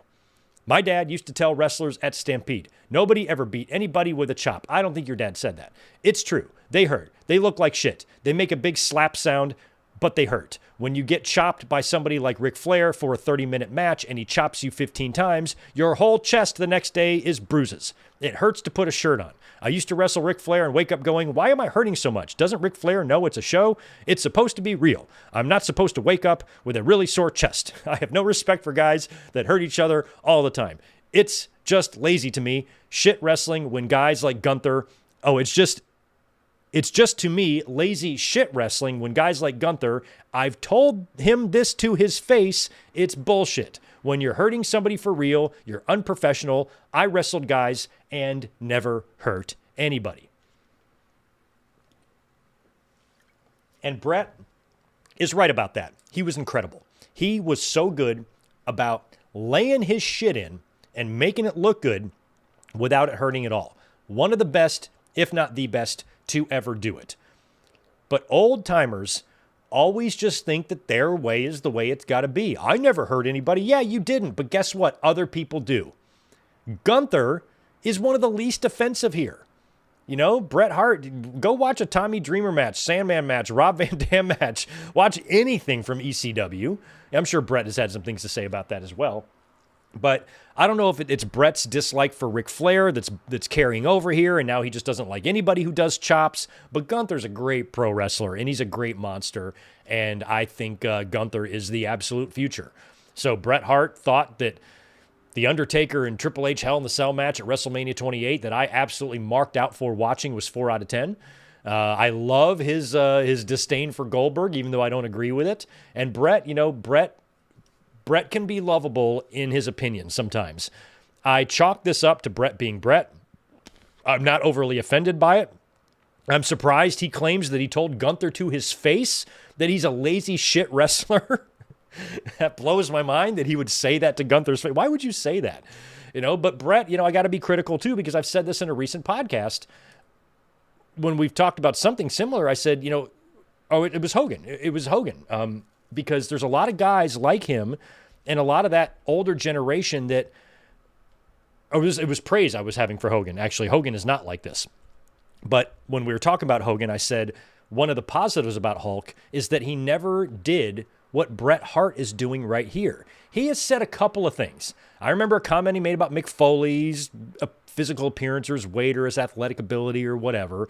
I'm sure he's made some comments here or there, but he never came off overly asshole-ish. He never felt like he had an axe to grind. He never did an interview where he just spent 30 minutes trashing either somebody specifically or today's generation. And a lot of the old-timers don't support the new generation. They're too bitter that they're not in the limelight anymore. They miss it. They see other people doing other things, and they are just kind of jealous, low-key jealous, and so they kind of like resist it. And it's just human nature for some people to be that way. They're not supportive. Where Hogan always felt like he was relatively supportive. Even though he had some mistakes and he had that stupid apology backstage that, just made his situation worse and a whole bunch of other horrible behavioral issues that he had, when it came to stuff like this, he wasn't really a culprit. A lot of this stuff is Bret and Ric Flair and Undertaker. They always have something just nasty or critical or shitty to say about today's generation, about how it's not the way it used to be and blah, blah, blah. And these guys just cannot understand that the business fucking evolves. And Bret, if he's mad about chops, like, what the fuck? Chops are chops. How all the things we've seen over the past 25 years or 30 years, what's happened to the business and the type of matches and the type of offense and athleticism and violence that we see now. Chops is where you're offended? What is that? There's got to be something deeper than that. And I love the violence. I'm a sicko. I'm an AEW sicko. I'm not going to be a little pussy-ass snowflake about blood or anything like that. But Bret's mad at chops, where several months back, Swerve Strickland put a fucking syringe in the mouth of Hangman Page, or vice versa. Hangman dug chunks out of Moxley's forehead with a fork. We've got barbed wire and lacerations and cuts and blood and all this stuff. And it's chops that anger Bret Hart. So calling Gunther a lazy shit wrestler for doing chops is just, Bret, I just wish he wasn't so bitter. He's got a beautiful wife. It's like half of his age. His family loves him. He's got millions of adoring fans. I don't get why he's bitter. I just don't get it sometimes with Bret. But The Undertaker, he's a crusty fuck too, because he had Gunther, ironically, on his 6 Feet Under podcast. And they're talking about backstage culture and whatnot. And Undertaker is bitching about people not watching matches. And he says here, he goes, I quote, for me, I am a notoriously old school dude. It's disheartening sometimes when I go to the shows. And if you can even find talent backstage watching matches. Like, most of them are filming TikToks, doing all this other stuff. Even when I was on the road full time, if you weren't sitting there watching the monitor, it was going to be a bad day for you. Well, I'm glad it's not that era anymore. I'm glad that if I was a wrestler, I don't have to worry about saying, oh, if Undertaker doesn't see me in front of the monitor watching these matches, he's going to politically fuck with my career. I'm really glad it's not like that anymore. I think the Undertaker shouldn't worry about it. I don't think he should worry about it at all. It's not the thing about Undertaker and Brett and all these other old timers that have all these things to say is that they just can't grasp the fact that it's not that time anymore. What was appropriate then is not appropriate now, or what was the rule then doesn't apply now.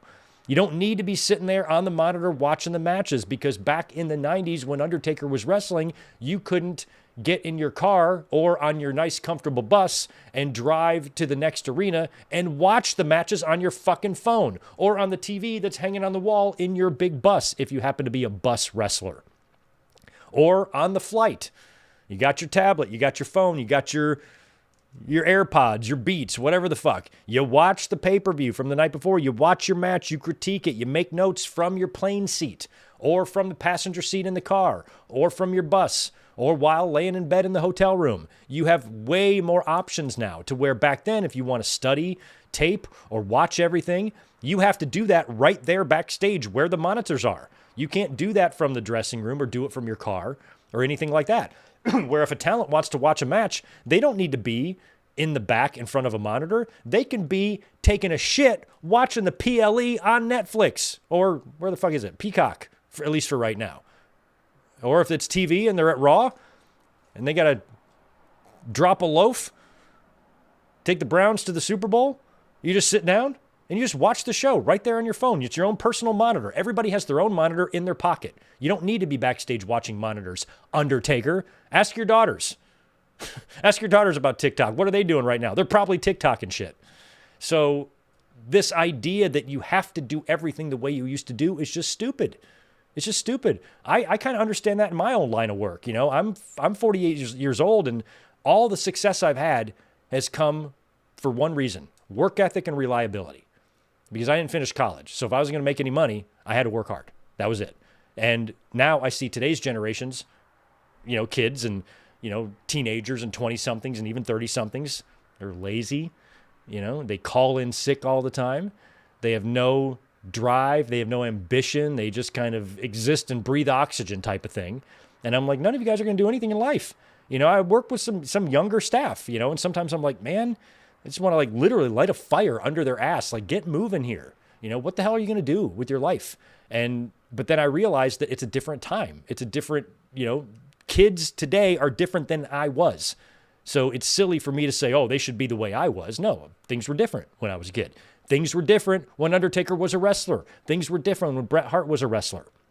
And so nowadays, these opinions that they offer come off as kind of bitter, and also they don't apply to today's modern pro wrestling. So I was in full disagreement with Bret Hart and The Undertaker in their respective comments this week on today's generation of wrestlers, and of course, Gunther. Gunther's awesome, and Undertaker, who cares if they're filming TikToks? That's part of getting yourself over, which is something that Undertaker should like. A lot of old-timers should want people to go out of their way, do the extra work to get themselves over. What the fuck do you think TikTok is? Is he aware of the following that Rhea Ripley has amongst people that aren't even wrestling fans because of that app? You know, that's all part of it. Undertaker doesn't get that TikToks, as crazy as it sounds, are part of it now. If they're back there filming TikToks, they're doing it for wrestling. They're doing it for their career. It's probably something pro wrestling related, or it's something that's going to help get them more engagement or more following or whatever. So TikToks are a part of staying connected with your audience and staying connected with that part of the universe where those things didn't exist. If social media and TikTok and all of this shit that we have now existed in its current form back when Undertaker was wrestling in the mid and early 90s, then I think Duke the Dumpster Drosy might have been over there filming a TikTok or two as well. So people just need to understand that times change, things evolve. Don't be stuck in your ways. Be willing to understand and accept that things change and grow and evolve over time. And nothing is ever stagnant and nothing ever stays the same. So if people aren't watching the monitors anymore backstage, Undertaker, they might just be watching their Apple device in their fucking car instead, you dumbass. Anyway, moving on. Let's talk a little bit about SmackDown and Dynamite. We are kind of running out of time here, but we got time to bust out some results here. SmackDown was not a good show last night. I did not really enjoy it. John Cena, he did open up the show, and if you were hoping to get some sort of a look at Brock Lesnar or return of Brock Lesnar or maybe a match set up between these two for Clash in Paris, you did not get that last night. Instead, you had John Cena coming out. And of course, he is a babyface again. He wrestled the match at SummerSlam completely as a babyface. WWE just turned him right back into being a babyface after that heel run. And we thought maybe they did that because now that Brock is back, they got to get him back babyface right away. But now he's not even facing Brock at the next pay-per-view. So John Cena being a babyface again, that doesn't bother me because we all knew even when he turned heel, the final part of the year was probably going to be used as a redemption arc for him. But they did it so abruptly. They just turned him babyface back in his SmackDown promo that I thought was going to turn out to be bullshit, and that John Cena would find himself more inching his way closer and closer to being a face again, rather than just like flipping a switch. So I think WWE kind of missed an opportunity there, and I understand that he's got a limited amount of dates left, but the way in which they turned him back into a babyface was incredibly lazy. Like, really lazy. They could have tried a little harder. They didn't even have to do much. But I feel like they should have made this a little bit longer of a journey for John Cena than what it was. I thought they must have been putting a rush on it because he's going to be facing Brock right away. But after we saw what happened on SmackDown last night, Cena's in the ring, briefly mentions Brock, but doesn't really talk about him again, and then kind of goes back into babyface mode John Cena. He's interrupted by Logan Paul, and then he's attacked from behind by Drew McIntyre, and then Cody Rhodes runs out to make the save. And then we get the impromptu main event match booked with Cody and Cena facing Drew and Logan later on. So Cena is just all back to being a babyface now, and that's that. And I wish that they would have given us just like a little bit more, and I don't think it would have been difficult. Would have taken 30 minutes to spitball something in the creative room where all that candy is and all those whiteboards are. I think a 30-minute conversation here, you could have come up with something a little bit more substantial than just saying, oh, we're just going to do this, because it just comes off as lazy. Like, they don't care. And I don't even think John Cena cares, really, to be honest, at the end of the day. And then in the main event, of course, John Cena and Cody Rhodes did defeat Logan and Drew, but it was via disqualification when Logan low-blowed Cena. And Logan and Cena do their thing. And then on the outside of the ring, you've got Cody Rhodes getting hit with the belt by Drew McIntyre, and then McIntyre claymores Cody into the bottom part of the announce table. And it feels like, even though we didn't get it announced, that it's going to be Cody and McIntyre for the championship. So that'll probably also be at Clash in Paris, I think. I don't know if both champions are going to have a title defense. I don't know if it's Cody and Rollins both, or if it's one or the other. But they did officially announce John Cena and Logan Paul, because they set that up in the opening segment there. But I assume we're probably going to get Cody Rhodes and Drew McIntyre as well, unless Cody getting Claymore through the table was a way to write him off for the Street Fighter stuff, and then he's not coming back until after Paris. But I feel like he'd be back on TV before then. He's not going to be off like a full month or anything. So Cody and Drew might be what they're doing at Clash in Paris, and also we're going to be getting Stephanie Vaquer and Naomi most likely as well, even though Naomi does have a title defense this Monday on Raw. But also last night on SmackDown, the little backstage thing with John Cena and R-Truth, it's like they forgot all about R-Truth too.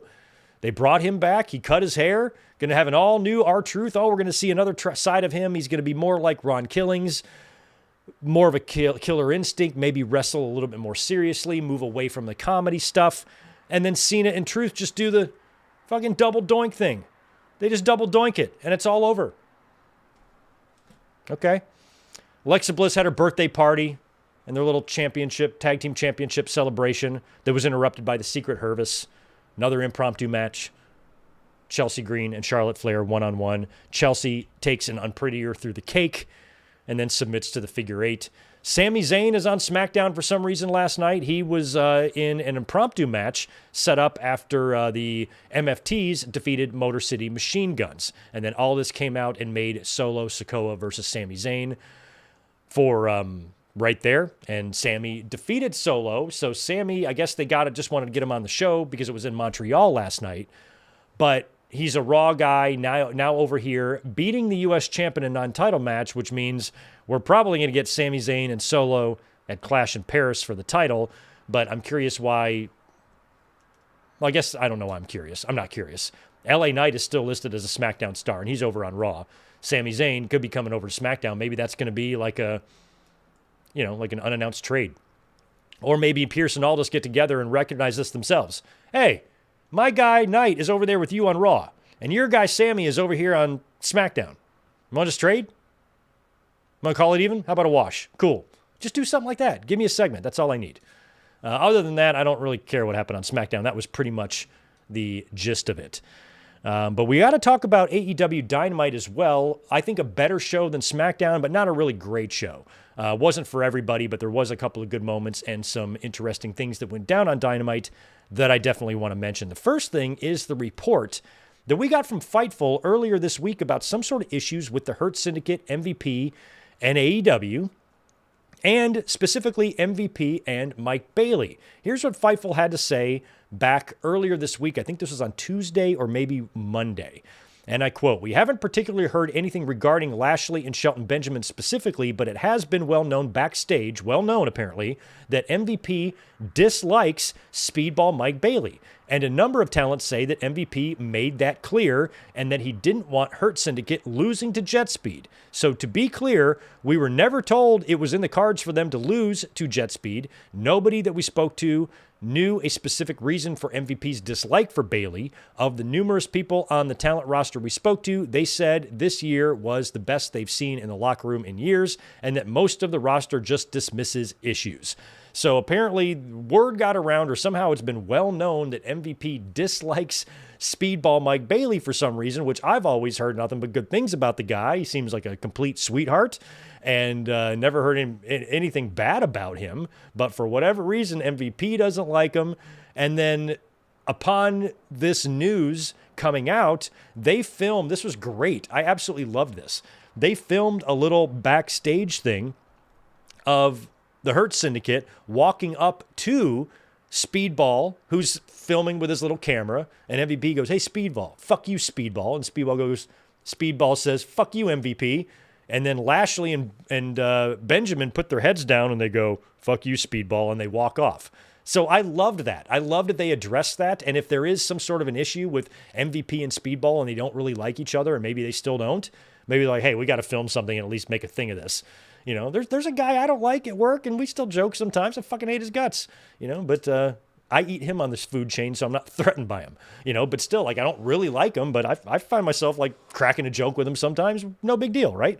So it might just be a situation like that, or maybe there was never an issue to begin with, or maybe that was MVP and Speedball's way of squashing what is something that is not true. But apparently, according to the report, it was a well-known thing backstage, so we don't really know why, but I loved that they filmed that little thing. That was really fun. More of that, please.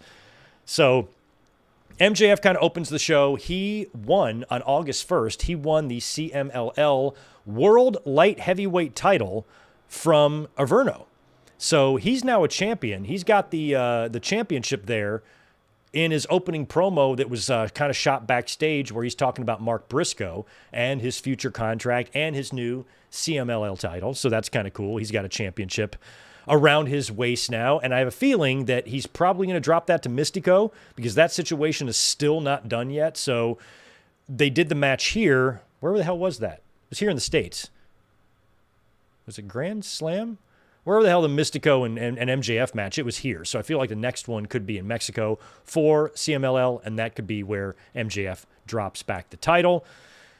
And they could do that a number of different ways. So that's kind of cool that he won a title down there. Dominic's got a big title title opportunity coming up in AAA in a few days. He's going to be in that four-way. So we had Speedball, Mike Bailey. He was in the opening match against Jon Moxley.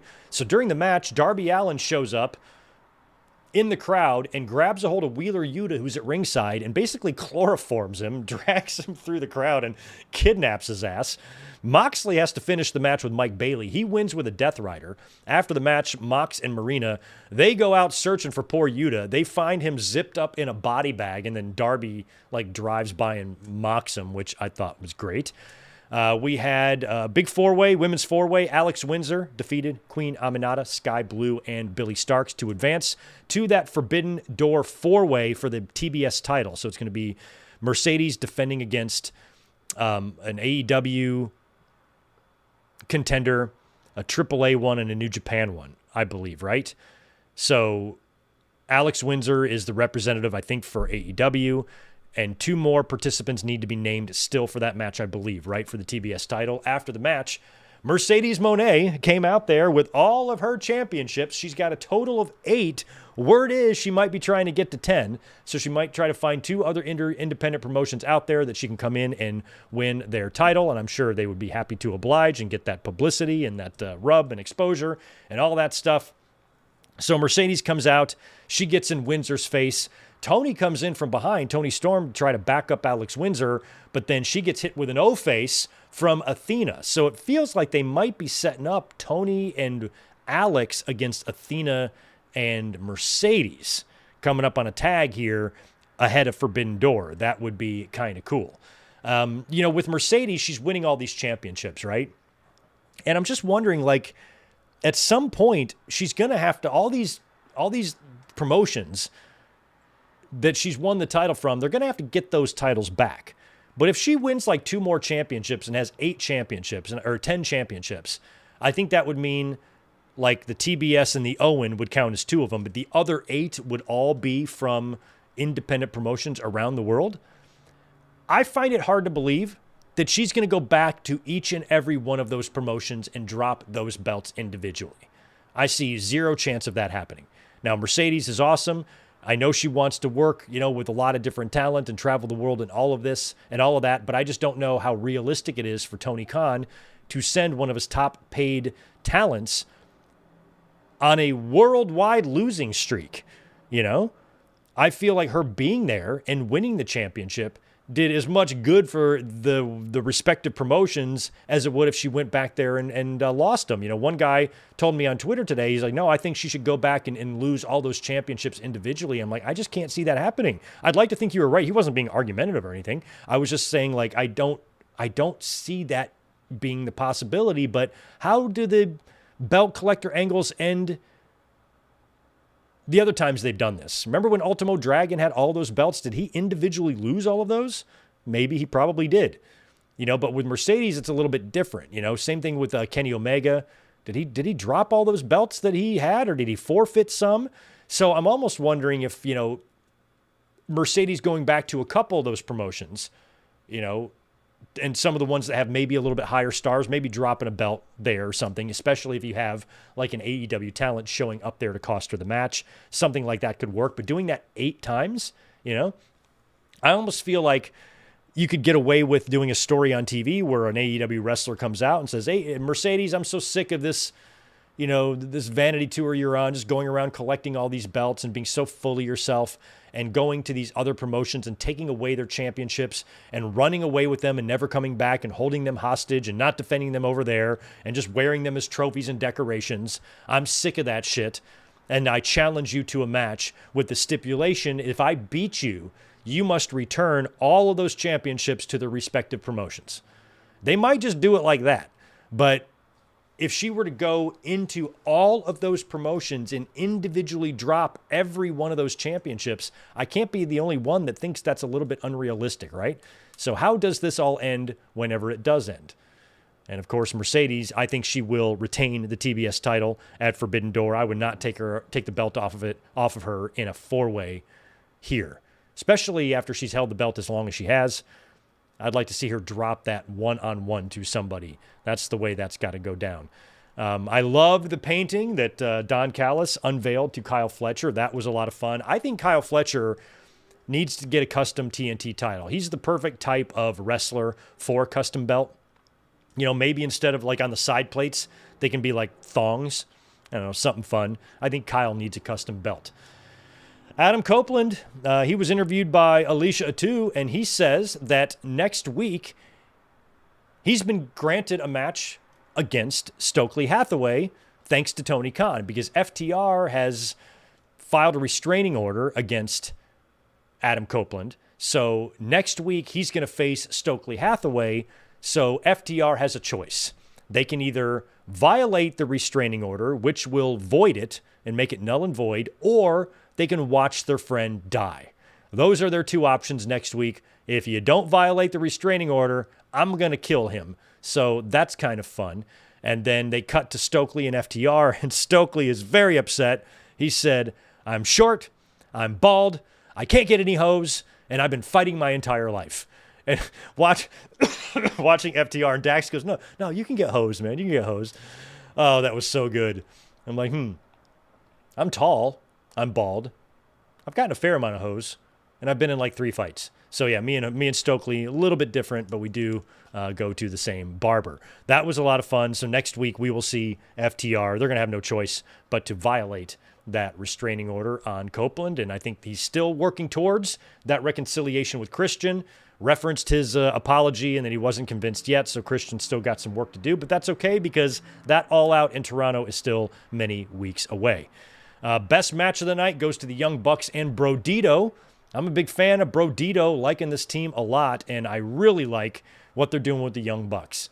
You know, this bum-ass Bucks, you know, down on their luck guys that have lost all their gimmick and their money and their livelihoods, and they try to do their entrance, and when the screen raises, it like stalls, and they can't get, it's like when the garage door only goes up halfway and they have to crawl up underneath it. And they were referred to as Max and Jeremy, so the Generation Me days are back. This is all really good. The little singular, like Orange Cassidy pyro firework, so good. I loved all of that. So this whole thing with the Bucks, it kind of reminds me of Charlotte Flair a little bit, because a lot of fans don't like the Bucks, but they're going out there and humiliating themselves every week, and I feel like that's going to do a little bit to repair, you know, any sort of, you know, issues they might have with some of the fans. That way, if they want to go into some sort of final run or retirement run as the Bucks of old, you know, maybe they can still have time to do that and return to their previous glory, and this is all part of getting to that. Possibly. Of course, MJF, he's out of the Hurt Syndicate. They abruptly ended that because I think backstage we heard reports that somebody in the Hurt Syndicate wanted them to end it. Maybe Bobby Lashley. So they did a backstage spot on Wednesday where MVP told Max that he's out because he's always about himself. You know, the Hurt Syndicate, we hurt people. But ever since you got here, it's been all about me and about your championship and your aspirations, and you're not a team player. So we are done with you. You're not going to be in the group anymore. And MVP says that they're going to leave Max alone as their one final act of kindness. They're not going to beat the crap out of him, but MVP says he hopes that Max fails in his attempt to win the AEW title, because if he does win the AEW title, then Lashley will be coming for him, and it's going to be bad for Max. So even if Max wins the title, he's got Lashley breathing down his neck. That's kind of interesting. And there was a report this week, too, about Hurt Syndicate maybe not being happy in AEW, but MVP was also very critical of Triple H as well. So I don't know if this is a situation like Miro or Aleister Black where they want to go back. I don't know. But we'll see how the MJF and Hurt Syndicate stuff plays out. But now MJF is out, and he would win in the main event. He did beat Mark Briscoe. Briscoe had his foot on the rope, but the dumbass referee didn't see it. So MJF wins. He starts beating down Briscoe at the end of the match, opens him up with the Dynamite Diamond Ring. And then finally Hangman Page comes out and brawls with MJF, and they brawl through the crowd and out of the building, or almost out of the building, to close the show. So Dynamite was an okay show last week, but I thought that some of the build for Forbidden Door, even though it's not feeling that forbidden.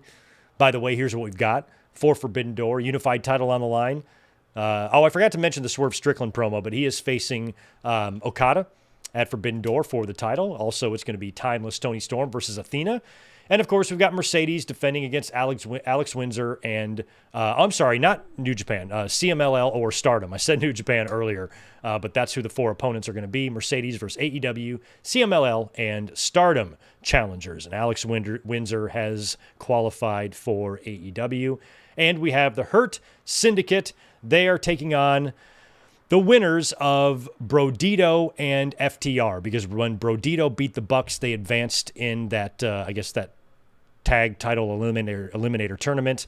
So they are now going to face FTR in the finals, and the winner of that faces the Hurt Syndicate at Forbidden Door. So the Syndicate is going to face either Brodito or FTR, and I'm hoping it's going to be FTR, and that's where FTR wins the championships.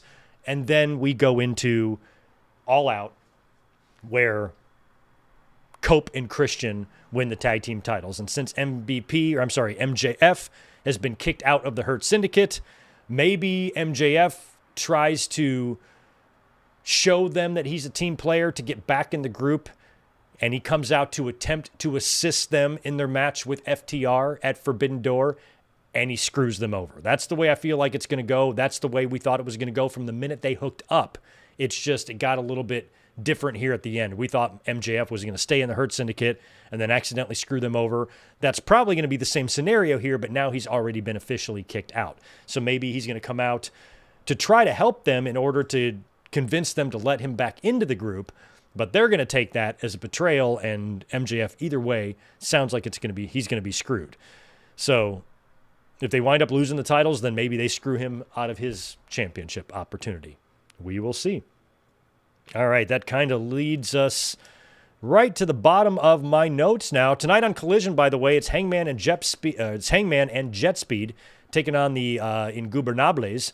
Also, Queen Aminata, Ty Mello, and Willow Nightingale are taking on the Triangle of Madness. And we've got Kyle Fletcher defending his TNT title against Tomohiro Ishii.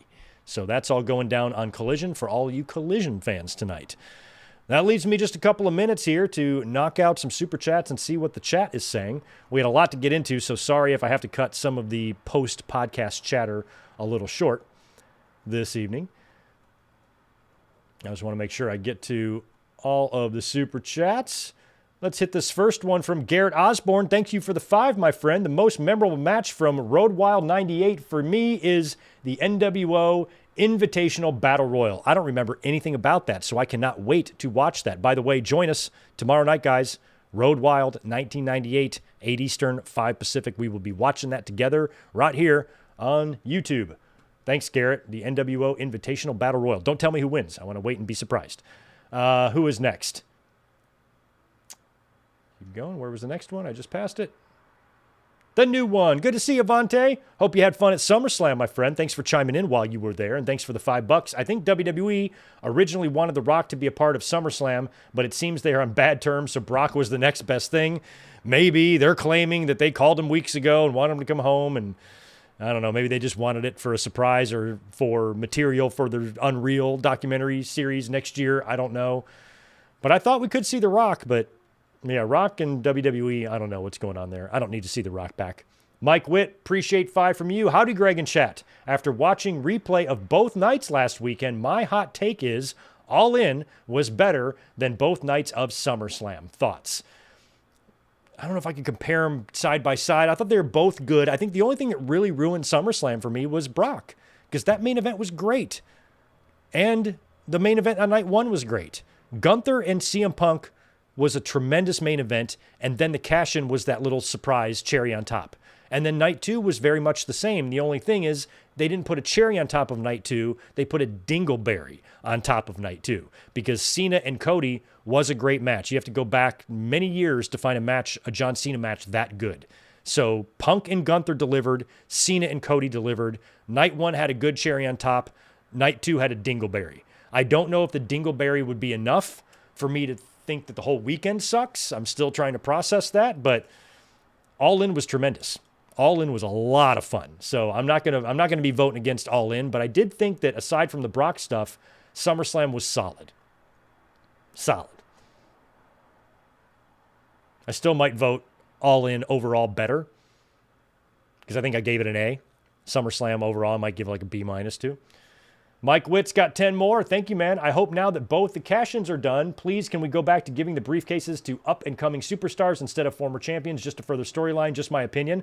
I'm of that opinion sometimes, but I'm not of the belief that it needs to always be that way. It has to be a mix. I do not want the rule of just being every single briefcase winner needs to be an up-and-coming talent. No, that's no fun. Sometimes you need a top star. Sometimes you need a 10-time world champion grabbing the briefcase. That's totally fine, as long as it's not all one way or all the other way. It needs to be a mixture. But fans who believe that only young talent should win Royal Rumbles and win Money in the Bank briefcases, I completely disagree. But I also disagree with people who say only legends and stars should win those things too. A lot of times you have to take a chance on somebody. And we've seen that before. Sometimes the chances they've taken haven't worked out. Some people have lost their briefcases embarrassingly and in embarrassing ways because you could just tell it wasn't going to work out. So sometimes putting the briefcase holder on just anyone like Otis isn't a good idea. Oftentimes, using it for storyline purposes works. I think it works this time. But it just kind of depends on what your creative situation is at the time, I think. Looking at your stories, looking at your wrestlers, looking who needs a boost, who doesn't, or where if this briefcase could be used for a storyline or if it's unnecessary. Just look at what's going on and then make your decision. But I definitely don't think there should just be some black and white rule that only these type of wrestlers should win these type of matches. I'm very much against that. I want it to be a variety. But I get it. You don't want people like Seth Rollins winning every year either. So with Mike, I'm like kind of in the middle. I'm in the middle with you where I agree, but you also got to put some legends in there sometimes as well. Well, anyway, guys, if you don't mind, I got to cut this short. I don't think I missed any super chats, but I barely had enough time to finish today. Thank you so much. But I got another busy one at work, and then I am off for 3 days. So we will be back up here tomorrow for the watch along, and then we will be back here on Monday for the Raw review. And it's going to be a lot of fun, I think. Lots of stuff to talk about. Really enjoying a night outside in Sturgis tomorrow night. So make sure that you join us. Thank you so much for being here, and I will be catching you guys tomorrow night. Thank you so much. Peace.